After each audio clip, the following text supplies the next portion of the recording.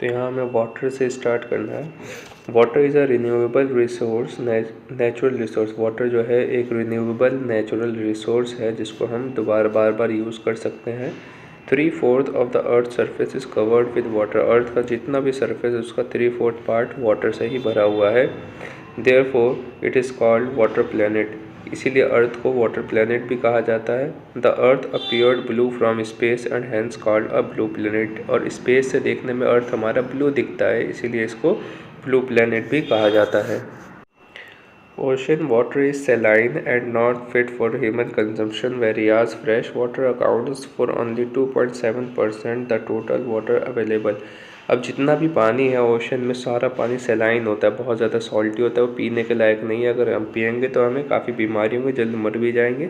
और बस total water का 2.7% जो है वो फ्रेश वाटर है, बाकी सब सेलाइन वाटर है जिसको हम पी नहीं सकते। Only 1% of this fresh water is available and fit for human use and is found as groundwater, river, lakes, etc. अब जो है ये 2.7% जो है इसमें से 1% वाटर जो है हमें एज ग्राउंड वाटर ज़मीन के अंदर जो मिलता है वो रिवर और लेक्स में हमें फ्रेश वाटर मिलते हैं, इसी को फ़िल्टर करके हम पीते हैं। नेक्स्ट पॉइंट है the major cause of water shortage are increasing population, raising demands for food and cash crops, increasing urbanization and rising standards of living। तो जैसे जैसे पॉपुलेशन बढ़ती जा रही है तो पानी की डिमांड भी बढ़ेगी, फूड की डिमांड भी बढ़ रही है, कैश क्रॉप भी बहुत ज़्यादा किया जा रहा है, कैश क्रॉप में अच्छा खासा वाटर यूटिलाइज हो जाता है, अर्बनाइज शहर ज़्यादा बसाए जा रहे हैं और लोगों की रहने की आदतें एकदम स्टैंडर्ड होती जा रही हैं, जिसकी वजह से वो बहुत ज़्यादा पानी वेस्ट करते हैं और पानी की शॉर्टेज होती जा रही है। नेक्स्ट पॉइंट है water is available through the water cycle. अब जो हमें वाटर अवेलेबल है, देखो एक तरीके से रिवर, लेक्स और ग्राउंड वाटर है, तो हम बहुत ज़्यादा यूज़ करेंगे तो ख़त्म हो जाना चाहिए, लेकिन वो मेंटेन रहता है थोड़ा बहुत। क्यों? वाटर साइकिल की वजह से। which is constant movement from ocean to atmosphere and back to ocean through the precipitation। जैसे ओशन से वो जब सूरज की लाइट्स पड़ती हैं तो उसकी हीट से जो वेपर बन के उठता है वहाँ क्लाउड बनता है और उसके अंदर सेलाइन वाटर नहीं होता है, जो वेपर बन के वाटर उठता है सेलाइन जो मतलब वो सॉल्ट होता है वो वहीं ओशन में रह जाता है। तो क्लाउड से जो वाटर आता है वो प्योर होता है, थोड़ा क्लीन होता है। अब वो जो आता है वो हमारे ग्राउंड लेवल में चला जाता है और जो वो प्रेसिपिटेशन से आता है, बारिश होती है तो कुछ ग्राउंड में चला जाता है वाटर और कुछ रन ऑफ बहता हुआ सीधा ओशन में, लेक्स में जाता है, फिर लेक से ओशन में चला जाता है और फिर से वो सेलाइन हो जाता है। ठीक है, इसीलिए हमें कहा जाता है कि हमें ज़्यादा से ज़्यादा वाटर को यहाँ पे रोक के रखना है, रन ऑफ में कम जाने देना है। तो अब देखो हमने जैसे रोड कंस्ट्रक्ट किए इतने सारे, तो इसकी वजह से भी ग्राउंड लेवल वाटर कम होता जा रहा है, क्योंकि रोड के अंदर तो पानी नहीं सीपेज होगा, उसके लिए तो सॉइल चाहिए, सॉइल के अंदर पानी सीपेज होता है, वाटर सीपेज होता है। तो इसीलिए रोड्स के साइड में कम से कम हमें कुछ सेंटीमीटर के वो सॉइल वाला हमें वो लैंड छोड़ना है, लेकिन ऐसा हम नहीं करते हैं, जिसकी वजह से बहुत ज़्यादा वाटर की शॉर्टेज होती जा रही है, ग्राउंड लेवल पे भी वाटर कम होता जा रहा है। Government had water conservation laws and has made laws against pollution of water, proper implementation is needed for the R. अब देखिए गवर्नमेंट ने भी क्या किया है, वाटर कंजर्वेशन के लिए लॉज भी बना दिए हैं, वाटर पॉल्यूशन के अगेंस्ट लॉज बना दिए हैं, लेकिन उसको सही से इम्प्लीमेंट किया ही नहीं जा रहा है। इसलिए यहाँ के रिवर्स, लेक्स की हालत देख ही रहे हो कितनी ख़राब होती जा रही है दिन पर दिन। ठीक है, नेक्स्ट पॉइंट है lithosphere, land, atmosphere, air, hydrosphere, water, biosphere where life exist. अब देखिए हमारा जो लिथोस्फीयर है वो हम ज़मीन को कहते हैं जिसमें हम रहते हैं, एटमॉस्फेयर में हमारा एयर आता है, हाइड्रोस्फीयर में वाटर का पूरी सारा साइकिल आ गया, बायोस्फीयर में वेयर लाइफ एग्जिस्ट, जहाँ लिविंग ऑर्गेनिज्म रहते हैं। तो ये अलग अलग रीजन को हमने अलग अलग नाम दे रखे हैं। नेक्स्ट पॉइंट है complete disinfection of drinking water is possible only through chlorination. अब देखिए हम अगर पानी को एकदम कम्प्लीटली ड्रिंकेबल बनाना है, उसमें कोई इन्फेक्शन नहीं होना चाहिए, तो हमें क्लोरीनेशन की ज़रूरत पड़ती है, केमिकल डालना पड़ता है lead metal is very dangerous to nervous system. अब देखिए जो लीड मेटल होता है वाटर के अंदर वो हमारे नर्वस सिस्टम के लिए बहुत ज़्यादा डेंजरस होता है। हमारी फीलिंग्स जो नर्वस सिस्टम हमें जो सेंस करने की जो कैपेबिलिटी होती है वो डाउन होने लग जाती है। Sprinklers and very effective and efficient tool for irrigation. हमें इरिगेशन के लिए मतलब खेतों में सिंचाई के लिए इस स्प्रिंकलर्स का यूज़ करना चाहिए या कुछ इससे अच्छा मेथड जिससे हम पानी को ज़्यादा से ज़्यादा बचा सकें। जैसे कि अभी मैंने कुछ दिन पहले तुम्हें बताया था ड्रिप सिस्टम के बारे में बताया था ना कि हमारे जो क्रॉप होता है उसके रूट्स में हम ड्रिप्स लगा देते हैं, पतली पतली पाइपें होती हैं जिसके थ्रू हम वाटर डायरेक्ट रूट्स में दे देते हैं और सनलाइट भी उस पर जल्दी नहीं पड़ती है तो वो वेपर बन के भी नहीं उठेगा। इससे हमारा पानी की बहुत ज़्यादा सेविंग होती है। नेक्स्ट टॉपिक है आपका वाटर डिस्ट्रीब्यूशन ऑन अर्थ। अर्थ पे वाटर जितना भी वाटर है वो कैसे किस किस हिस्से में बटा हुआ है। तो सबसे पहले ओशन एंड सी में 97% वाटर है पूरे अर्थ का। आइस कैप एंड ग्लेशियर जो बर्फ़ जमे हुए हैं ना अंटार्कटिका वगैरह में या किसी ऊंचे माउंटेन के ऊपर, तो वो बर्फ़ क्या होता है वो प्योर वाटर होता है, ठीक है। तो उसमें 2% हमारा वाटर उसी में पैक है। अब देखिए fresh water under ground water में जितना भी पानी है उसमें से 2.7% हमारा फ्रेश वाटर होता है। एटमॉस्फेयर में जो मॉइस्चर के फॉर्म में हमारे वाटर अवेलेबल है वो 0.001% है, ठीक है। Only 1% of fresh water is available and fit for human use. बस 1% पानी अवेलेबल है जो कि हमारे लिए फ़िट है पीने के लिए, ठीक है। वरना बाकी वाटर को हमें क्या करना पड़ता है, पहले ट्रीटमेंट करना पड़ता है, उसको क्लोरीनेशन से पीने के लायक बनाना पड़ता है। नेक्स्ट पॉइंट है an average urban Indians uses 135 litres of water every day. जो इंडिया में शहर में जो लोग रहते हैं एक पर्सन जो है per day 135 litre water use करता है जो कि बहुत ज़्यादा है। Rain water harvesting is the process of collecting rain water from the roof tops. अब रेन वाटर हार्वेस्टिंग क्या है ये भी पढ़ ही चुके हो कि छतों पे हम जो रूफ टॉप्स बना देते हैं, थोड़ा सा छतों को वो साइड से उठा देते हैं और पूल टाइप बना देते हैं ताकि जो बारिश का पानी है वहाँ पे इकट्ठा हो सके। इसी को रेन वाटर हार्वेस्टिंग कहा जाता है। तो देखिए नेक्स्ट टॉपिक है आपका कंजर्वेशन ऑफ वाटर रिसोर्सेज। अब वाटर रिसोर्सेज को हमें कैसे कंजर्व करना है, बचाना कैसे है। The major problems of today's world is shortage of clean and adequate water sources. अभी सबसे बड़ी प्रॉब्लम क्या है पूरी दुनिया में, पानी की शॉर्टेज, साफ़ पानी की शॉर्टेज और एडिक्वेट वाटर सोर्सेज और पानी की सही जगह पे या ज़्यादा से ज़्यादा अवेलेबिलिटी एडिक्वेट अमाउंट में जितनी रिक्वायरमेंट है, इससे लोग परेशान हैं। Water is renewable resource. Water एक रिन्यूएबल रिसोर्स है सब जानते हैं, but it's over use and pollution make it unfit for use. लेकिन उसका बहुत ज़्यादा इस्तेमाल करना और उसको पॉल्यूटेड करना केमिकल वगैरह से या हमारे हाउस के गंदगी से, तो वो अनफिट हो चुका है हमारे यूज़ के लिए। Water harvesting method can also be use to save surface run off. अब जो वाटर हार्वेस्टिंग मेथड है उससे हम जो है ना सरफेस पे जो मतलब बारिश का जो पानी होता है बह के फिर ओशन में चला जाता है, उसको हम रोक सकते हैं, जिसको फिर फर्दर हम यूज़ कर सकते हैं आगे। Rain water harvesting is the process of collecting rain water from the roof tops and directing it to an appropriate location where it is stored for future use. Water harvesting के ज़रिए हम अपने छतों पे पानी को इकट्ठा कर सकते हैं और कहीं अप्रोप्रिएट जगह पे उसको इकट्ठा कर रख सकते हैं और फर्दर फ्यूचर में उसको यूज़ कर सकते हैं। जब बताया था मैंने घर की सफाई के लिए, कार को साफ़ करने के लिए हम डायरेक्ट रेन वाटर को यूज़ कर सकते हैं। Recycling plants should be installed to conserve water and to stop wastage. अब देखिए ज़्यादा से ज़्यादा हम प्लांट्स को रिसाइकल करें। जब प्लांट से हमारे प्रोडक्ट बनते हैं जैसे कि हमारा पेपर हुआ, तो इसको हम रिसाइकल करके ज़्यादा से ज़्यादा यूज़ करें ताकि प्लांट ज़्यादा से ज़्यादा बचें और हमारी पानी की जो शॉर्टेज है वो थोड़ी कम हो सके। और ज़मीन पर जब ज़्यादा प्लांट्स होते हैं तो वहाँ से जो बारिश का पानी होता है ना वो रन ऑफ के तौर पे ज़्यादा बह नहीं पाता है, ज़्यादा ओशन में नहीं जाता, वो रूट्स उसको एब्जॉर्ब कर लेते हैं, वो ज़्यादा रन ऑफ को रोकते हैं, इसीलिए प्लांट्स का होना बहुत ज़रूरी है। Next, better irrigation facilities should be developed in conserve water. अब हमें इरिगेशन जो खेतों में सिंचाई होती है उसके लिए अच्छे से अच्छा मेथड, अच्छे से अच्छी टेक्निक फैसिलिटी यूज़ करनी है ताकि कम से कम पानी में हमारे खेत में इरिगेशन हो जाए। नेक्स्ट पॉइंट है आपका sewage, agriculture, chemicals and industrial waste pollute the water with nitrates, metal and pesticides. जो हमारा गंदे नालों का पानी होता है, एग्रीकल्चर में जो हम केमिकल पेस्टिसाइड्स वगैरह यूज़ करते हैं, या इंडस्ट्रियल वेस्ट जो होता है, ये हमारे पानी को बुरी तरीके से पॉल्यूट कर रहा है। जो कि नाइट्रेट मेटल्स और पेस्टिसाइड्स हमारे पानी में मिल जाते हैं और वो बहुत हार्मफुल होते हैं हमारे लिए भी और वाटर में जो एनिमल्स रहते हैं उनके लिए भी। Forest and other vegetation cover slow the surface run of and replenish the underground water.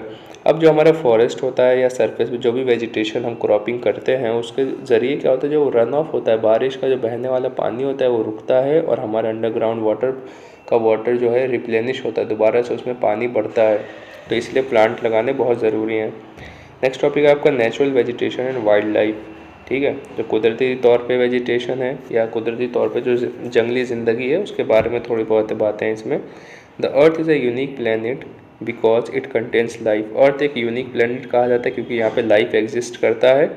The narrow zone of contact between the lithosphere and hydrosphere and atmosphere is called biosphere.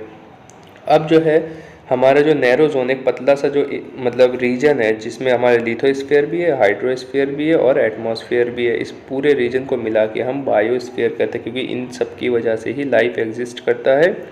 Natural vegetation and wild life exist only in the biosphere. अब जो इतने भी natural plants वगैरह हैं या कोई भी life है वो बस इस बायोस्फीयर के अंदर ही एग्जिस्ट करता है। एटमॉस्फेयर के बाहर हमारा अर्थ पे कोई लाइफ एग्जिस्ट नहीं करती।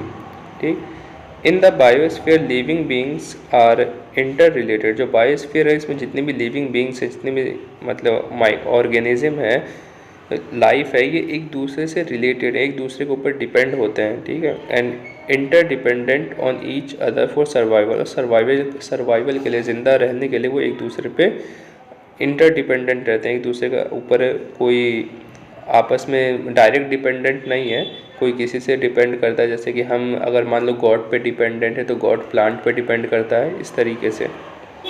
ठीक, and this life supporting system is known as the ecosystem. ये लाइफ सपोर्टिंग सिस्टम जो एक दूसरे को सपोर्ट कर रहे हैं सर्वाइवल में, इसी को हम इकोसिस्टम कहते हैं।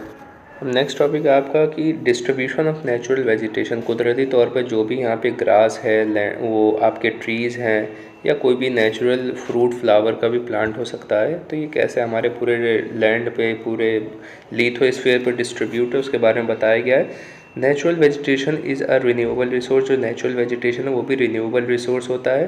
ठीक है, मान लो अगर आप उसको काटो नहीं तो एक पेड़ अगर मरता है तो उसके आसपास दूसरे पेड़ उसी की तरह उग जाते हैं, जो कि एक दूसरे से रिन्यूएबल होते रहते हैं। The growth of vegetation depend on the temperature and moisture. अब जो है वेजिटेशन जो भी प्लांट है वो उसकी ग्रोथ जो है वहाँ का टेम्परेचर कैसा है और वहाँ पे मॉइस्चर, वहाँ पे नमी, हवा में एयर वाटर पार्टिकल्स कैसे हैं उस पर डिपेंड करता है। Forest are associated with area having abundant water supply. Forest कहाँ पे होता है? ऐसे एरिया में जहाँ पे पानी की सप्लाई बहुत हाई होती है क्योंकि वाटर को प्लांट्स को पानी की बहुत ज़्यादा ज़रूरत होती है। These area have heavy rainfall and huge trees. अब जो है जहाँ पे पानी ज़्यादा होगा वहाँ पे रेनफॉल, बारिश भी ज़्यादा होगी, पेड़ क्योंकि पेड़ भी ज़्यादा है, और ह्यूज ट्रीज और बड़े बड़े पेड़ होंगे, बहुत ऊंचे ऊंचे पेड़ होंगे। अब देखो तुम्हें पता है कि प्लांट जो है वो ट्रांसपीरेशन करता है। ठीक है, जब वो सांस लेता है, जब वो कार्बन डाइऑक्साइड को लेता है और जब वो रिलीज़ करता है ऑक्सीजन को, तो उसके साथ साथ जैसे उसके वाटर ड्रॉपलेट्स भी एयर में रिलीज़ होते हैं। जैसे हम सांस लेते हैं तो कभी शीशे पे अपने सांस छोड़ के देखना, वाटर ड्रॉपलेट्स आ जाते हैं। इसी तरीके से प्लांट्स के साथ भी होता है।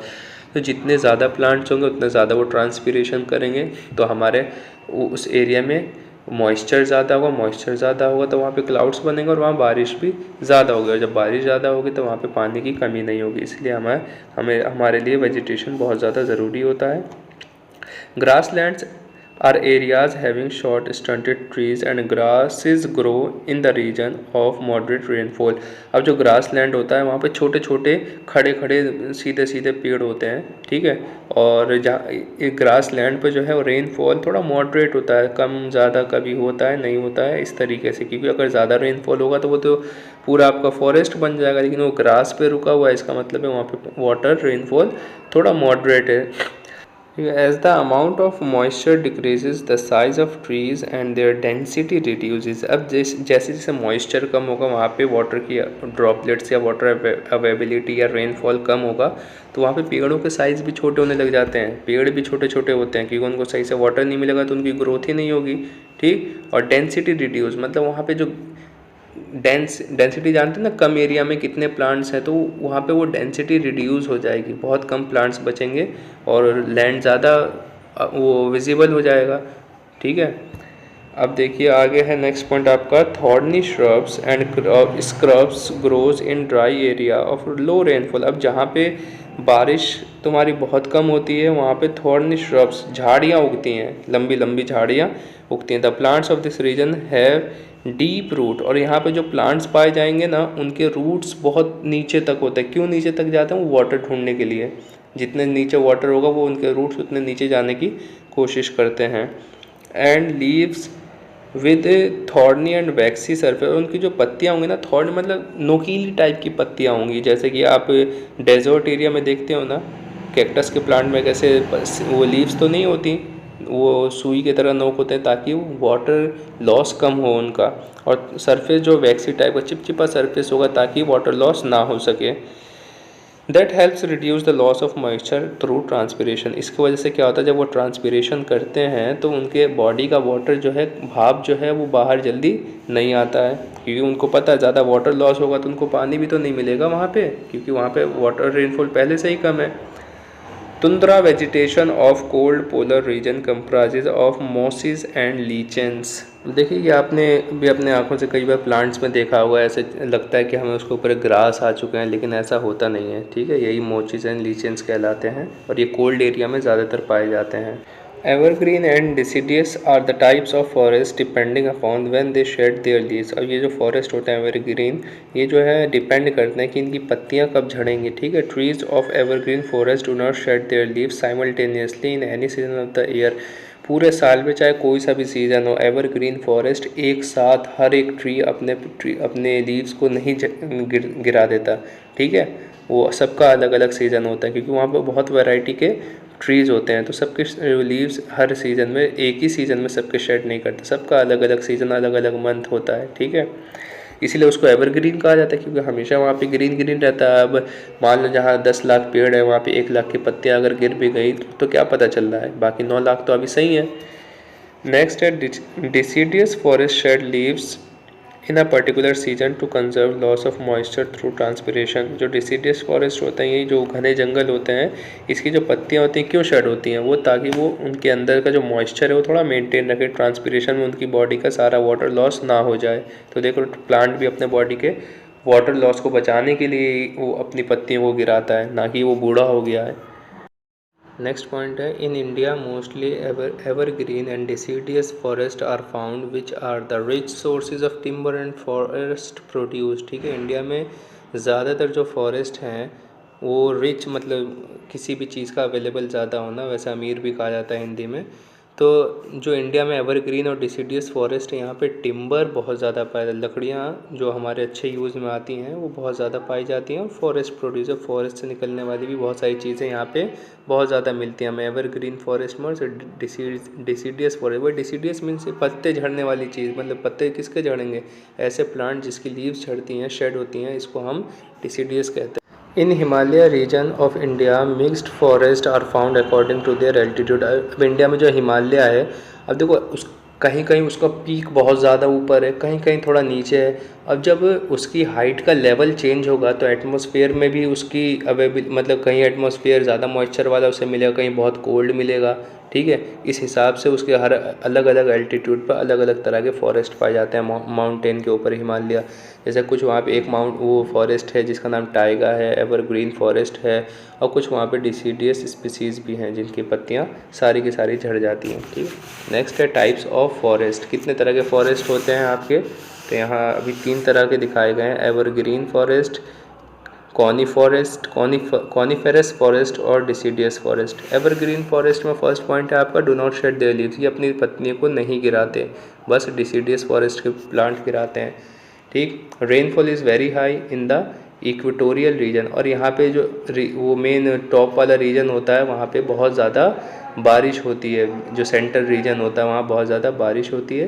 ट्रीज़ हैव ब्रॉड लीव्स, यहाँ की जो ट्रीज़ होती हैं उनकी पत्तियाँ बहुत चौड़ी होती हैं, क्योंकि आपको पता है इसके अंदर वाटर ज़्यादा होगा, और जितनी पत्ती ज़्यादा चौड़ी होती है उसका ट्रांसपिरेशन में उतना ज़्यादा वाटर लॉस होता है, और जितना ज़्यादा वाटर लॉस होता है उतनी ज़्यादा क्लाउड बनता है। These forest have hardwood tree trees such as mahogany, ebony, rosewood. ये जो फॉरेस्ट है यहाँ की जो ट्रीज होते हैं इनकी वुड बहुत हार्ड, बहुत सख्त होती हैं।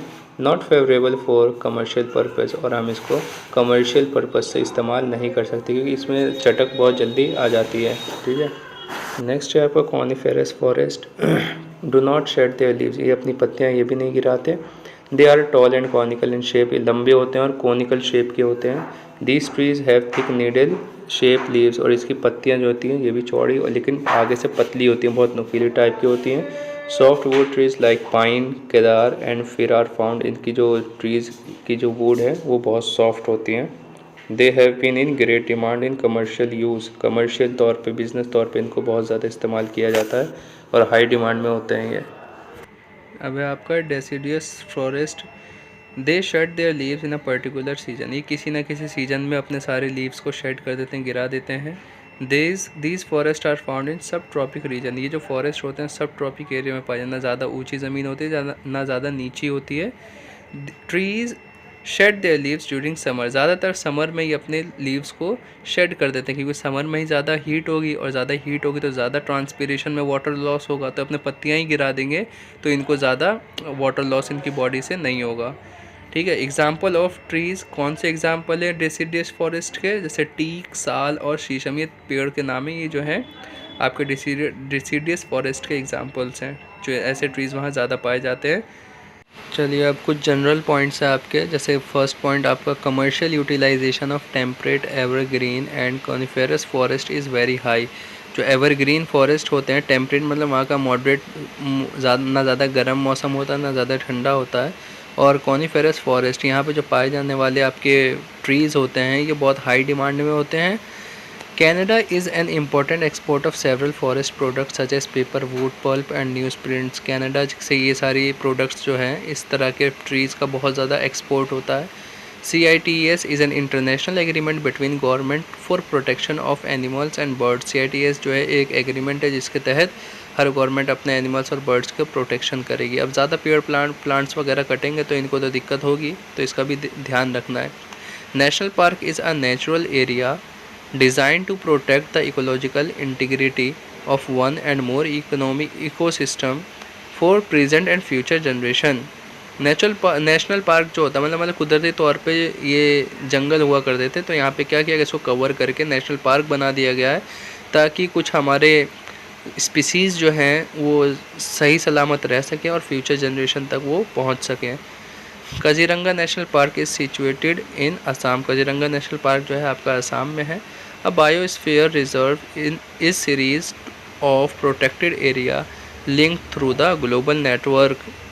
ठीक है, बायोस्फीयर जो होता है कि इसमें किसी हम अच्छे मतलब फॉरेस्ट को क्या करते हैं, कवर कर देते हैं और बहुत बड़े लार्ज स्केल पे करते हैं। ठीक है, बायोस्फीयर में, और ये एक ग्लोबली नेटवर्क होता है। मान लीजिए कि इंडिया में कोई रीजन है ऐसा और वो पाकिस्तान में मिला हुआ था, तो पाकिस्तान के साथ बातचीत करके उस एरिया पूरे को कवर कर लिया जाता है।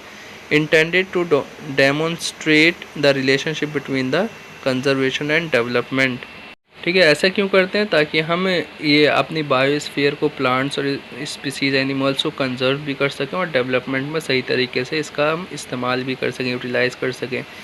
Nilgiri biosphere reserve is situated in Kerala, ये केरला में है आपका। ठीक है, नेक्स्ट टॉपिक है आपका conservation of natural vegetation and wild life. Changes of climate and human interference can cause the loss of natural habitat for the plants and animals. हमारे climate का बहुत ज़्यादा चेंज होना क्यों, ह्यूमन इंटरफेरेंस की वजह से। हम जो नेचुरल रिसोर्सेज के साथ जो खिलवाड़ कर रहे हैं अपने डेवलपमेंट के लिए, उसकी वजह से नेचुरल हैबिटेट बहुत ज़्यादा इफेक्टेड हो रहा है और प्लांट्स और एनिमल्स को बहुत ज़्यादा दिक्कतें हो रही हैं। Poaching is one of the major concern which result in the shape of decline in the number of particular species. Poaching वही जो काटते हैं, जानवरों को काट के बेचना, चाहे मीट के तौर पे बेचना या उनकी स्किन्स वगैरह को बेचना। पोचिंग की वजह से बहुत कुछ ऐसी स्पीसीज़ हैं पर्टिकुलर जो बहुत जल्दी ख़त्म हो रही हैं और एकदम वैनिश होने के कागार पे आ चुकी हैं। The animals are poached for the collection and illegal trade of hides, skin, nails, teeth, horns and feathers. ठीक है, पोचिंग करके या तो कमा रहे हैं, उनके गोश्त, मीट वगैरह बेच रहे हैं, या उनके बॉडी के पार्ट्स को बेच के इलीगली कमाया जा रहा है। लीगल नहीं है, इलीगली कमा रहे हैं। Awareness program like social forestry and Van Mahotsav should be encouraged at the regional and community level. अब जो है लोगों का अवेयरनेस के लिए कि लोग जागरूक हों कि ये चीज़ें सही नहीं है, तो सोशल फॉरेस्ट्री प्रोग्राम्स कराए जाते हैं फ्री में, और वन महोत्सव एक वो फेस्टिवल के तौर पे मनाया जाता है। तो ये सारी चीज़ें करा रहे हैं ताकि लोगों में अवेयरनेस आए और वो प्लांट्स और एनिमल्स की वैल्यू को जानें। लेकिन इसमें आपको पता ही है सबके ही हाथ होते हैं, कौन सा गवर्नमेंट साफ़ है, अगर वो चाहे तो अच्छे से इम्प्लीमेंट करा सकती है, लेकिन उसको इसमें फ़ायदा होता है, पोचर्स उनको बहुत अच्छा पैसा देते हैं टैक्स वगैरह, तो कमाती है, तो वो ज़्यादा इसको स्ट्रिक्टली इम्प्लीमेंट खुद ही नहीं करा रही है। Next it is the ethical duty of every citizen to conserve plant and animals. ये हम सबकी खुद की एक अच्छी ज़िम्मेदारी है, बहुत सख्त ज़िम्मेदारी है कि हम खुद प्लांट्स और एनिमल्स की हिफाजत करें। Under article 48A of Indian constitution forest conservation has made directive principle. तो ये एक लॉ बनाया गया है हमारे इंडियन कॉन्स्टिट्यूशन में, डायरेक्टिव प्रिंसिपल के तहत इसको रखा गया है कि हर स्टेट को अपने अपने स्टेट में एनिमल और प्लांट्स को महफूज रखना है, उनके ऊपर कोई ख़तरा ना आए, इसका ध्यान रखना है, ठीक है। एंड नेक्स्ट पॉइंट है last, the Siberian bird are immigrated in India during winter season. यहाँ जब ठंड का मौसम आता है तो साइबेरियन बर्ड्स दूर दूर के कंट्रीज से इंडिया की तरफ माइग्रेट करती हैं।